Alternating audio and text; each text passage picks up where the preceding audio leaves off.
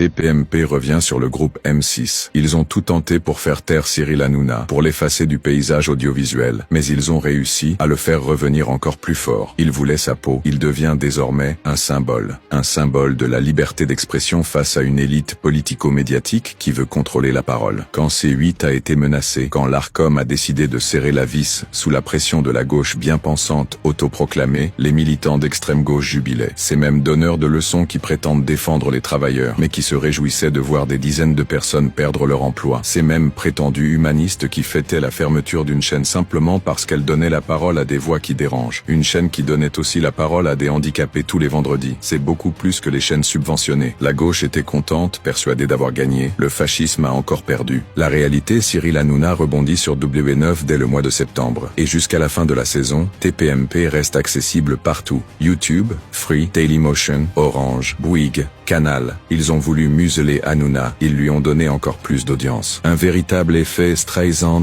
grandeur nature. Et le pire pour eux, c'est que tout ça transforme Hanouna en figure de la résistance face à la censure. En tentant de le dégager, ils ont prouvé exactement ce qu'ils dénonçaient depuis des années. La collusion entre les élites médiatiques et politiques pour contrôler ce qui peut être dit ou pas. Ils n'ont fait que légitimer son combat. Au final, le grand gagnant, c'est lui. Il a mis tout le système au pied du mur et il en sort plus puissant que jamais. Bien joué. Donc maintenant, soyons clairs. Vous ne pouvez pas blairer Hanouna, mais vous continuez à le regarder. Vous passez votre temps à critiquer, mais vous êtes scotché devant chaque émission. Parce qu'au fond, vous avez besoin de lui pour exister. La démocratie, ce qu'il en reste, c'est dire des choses qui dérangent. Si les discours de Cyril Hanouna ne vous plaisent pas, alors répondez-lui avec des arguments, et non avec de la censure ou des fake news. Mais ça, c'est peut-être trop compliqué pour certains apprentis fascistes de gauche.